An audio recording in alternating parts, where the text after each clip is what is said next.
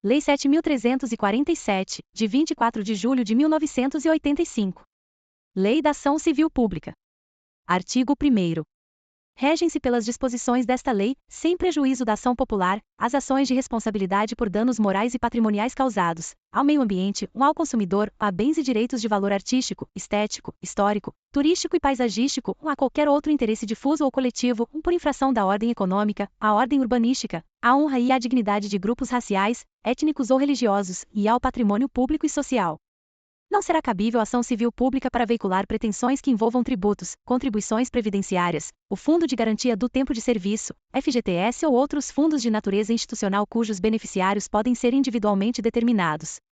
Artigo 2º. As ações previstas nesta lei serão propostas no foro do local onde ocorrer o dano, cujo juízo terá competência funcional para processar e julgar a causa. A propositura da ação prevenirá a jurisdição do juízo para todas as ações posteriormente intentadas que possuam a mesma causa de pedir ou o mesmo objeto. Artigo 3º.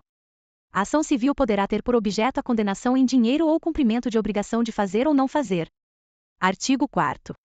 Poderá ser ajuizada ação cautelar para os fins desta lei, objetivando, inclusive, evitar dano ao patrimônio público e social, ao meio ambiente, ao consumidor, à honra e à dignidade de grupos raciais, étnicos ou religiosos, à ordem urbanística ou aos bens e direitos de valor artístico, estético, histórico, turístico e paisagístico.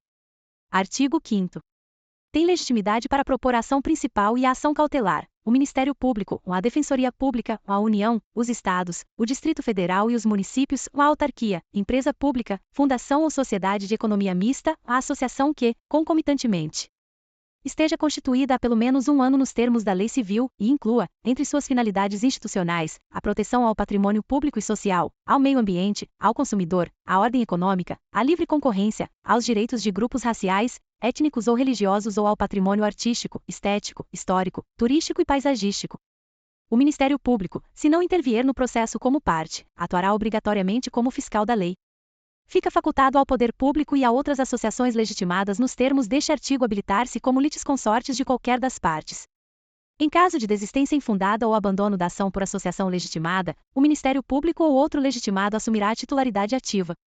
O requisito da pré-constituição poderá ser dispensado pelo juiz, quando haja manifesto interesse social evidenciado pela dimensão ou característica do dano, ou pela relevância do bem jurídico a ser protegido. Admitir-se-á o litisconsórcio facultativo entre os Ministérios Públicos da União, do Distrito Federal e dos Estados na defesa dos interesses e direitos de que cuida esta lei. Os órgãos públicos legitimados poderão tomar dos interessados compromisso de ajustamento de sua conduta às exigências legais, mediante cominações, que terá eficácia de título executivo extrajudicial. Artigo 6º. Qualquer pessoa poderá e o servidor público deverá provocar a iniciativa do Ministério Público, ministrando-lhe informações sobre fatos que constituam objeto da ação civil e indicando-lhe os elementos de convicção. Artigo 7º. Se, no exercício de suas funções, os juízes e tribunais tiverem conhecimento de fatos que possam ensejar a propositura da ação civil, remeterão peças ao Ministério Público para as providências cabíveis. Artigo 8º. Para instruir a inicial, o interessado poderá requerer às autoridades competentes as certidões e informações que julgar necessárias, a serem fornecidas no prazo de 15 dias. O Ministério Público poderá instaurar, sob sua presidência, inquérito civil ou requisitar, de qualquer organismo público ou particular, certidões, informações, exames ou perícias, no prazo que assinalar, o qual não poderá ser inferior a 10 dias úteis. Somente nos casos em que a lei impuser sigilo, poderá ser negada certidão ou informação, hipótese em que a ação poderá ser proposta desacompanhada daqueles documentos, cabendo ao juiz requisitá-los. Artigo 9º. Se o órgão do Ministério Público, esgotadas todas as diligências, se convencer da inexistência de fundamento para a propositura da ação civil, promoverá o arquivamento dos autos do inquérito civil ou das peças informativas, fazendo fundamentadamente. Os autos do inquérito civil ou das peças de informação arquivadas serão remetidos, sob pena de se incorrer em falta grave, no prazo de 3 dias, ao Conselho Superior do Ministério Público. Até que, em sessão do Conselho Superior do Ministério Público, seja homologada ou rejeitada a promoção de arquivamento, poderão as associações legitimadas apresentar razões escritas ou documentos, que serão juntados aos autos do inquérito ou anexados às peças de informação. A promoção de arquivamento será submetida a exame e deliberação do Conselho Superior do Ministério Público, conforme dispuser o seu regimento. Deixando o Conselho Superior de homologar a promoção de arquivamento, designará, desde logo, outro órgão do Ministério Público para o ajuizamento da ação. Artigo 10. Constitui crime, punido com pena de reclusão de 1 a 3 anos, mais multa de 10 a 1.000 obrigações reajustáveis do Tesouro Nacional, ORTN, a recusa, o retardamento ou a omissão de dados técnicos indispensáveis à propositura da ação civil, quando requisitados pelo Ministério Público. Artigo 11.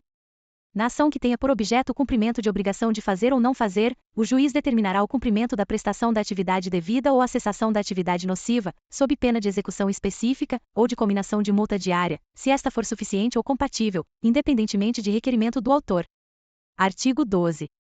Poderá o juiz conceder mandado liminar, com ou sem justificação prévia, em decisão sujeita a agravo. A requerimento de pessoa jurídica de direito público interessada, e para evitar grave lesão à ordem, à saúde, à segurança e à economia pública, poderá o presidente do tribunal a que competir o conhecimento do respectivo recurso suspender a execução da liminar, em decisão fundamentada, da qual caberá agravo para uma das turmas julgadoras, no prazo de 5 dias a partir da publicação do ato. A multa cominada liminarmente só será exigível do réu após o trânsito em julgado da decisão favorável ao autor, mas será devida desde o dia em que se houver configurado o descumprimento. Artigo 13. Havendo condenação em dinheiro, a indenização pelo dano causado reverterá a um fundo gerido por um Conselho Federal ou por conselhos estaduais de que participarão necessariamente o Ministério Público e representantes da comunidade, sendo seus recursos destinados à reconstituição dos bens lesados. Enquanto o fundo não for regulamentado, o dinheiro ficará depositado em estabelecimento oficial de crédito, em conta com correção monetária. Havendo acordo ou condenação com fundamento em dano causado por ato de discriminação étnica nos termos do disposto no artigo 1º desta lei, a prestação em dinheiro reverterá diretamente ao fundo de que trata o caput e será utilizada para ações de promoção da igualdade étnica, conforme definição do Conselho Nacional de Promoção da Igualdade Racial, na hipótese de extensão nacional, ou dos Conselhos de Promoção de Igualdade Racial estaduais ou locais, nas hipóteses de danos com extensão regional ou local, respectivamente. Artigo 14. O juiz poderá conferir efeito suspensivo aos recursos, para evitar dano irreparável à parte. Artigo 15. Decorridos 60 dias do trânsito em julgado da sentença condenatória, sem que a associação autora lhe promova a execução, deverá fazê-lo o Ministério Público, facultada igual iniciativa aos demais legitimados. Artigo 16. A sentença civil fará coisa julgada erga omnes, nos limites da competência territorial do órgão prolator, exceto se o pedido for julgado improcedente por insuficiência de provas, hipótese em que qualquer legitimado poderá intentar outra ação com idêntico fundamento, valendo-se de nova prova. Artigo 17. Em caso de litigância de má-fé, a associação autora e os diretores responsáveis pela propositura da ação serão solidariamente condenados em honorários advocatícios e ao décuplo das custas, sem prejuízo da responsabilidade por perdas e danos. Artigo 18. Nas ações de que trata esta lei, não haverá adiantamento de custas, emolumentos, honorários periciais e quaisquer outras despesas, nem condenação da associação autora, salvo comprovada má-fé, em honorários de advogado, custas e despesas processuais. Artigo 19.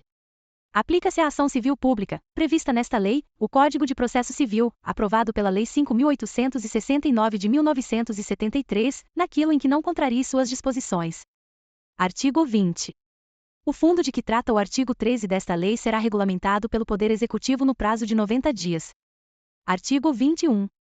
Aplicam-se à defesa dos direitos e interesses difusos, coletivos e individuais, no que for cabível, os dispositivos do título 3 da lei que instituiu o Código de Defesa do Consumidor. Artigo 22. Esta lei entra em vigor na data de sua publicação. Artigo 23. Revogam-se as disposições em contrário. Brasília, em 24 de julho de 1985.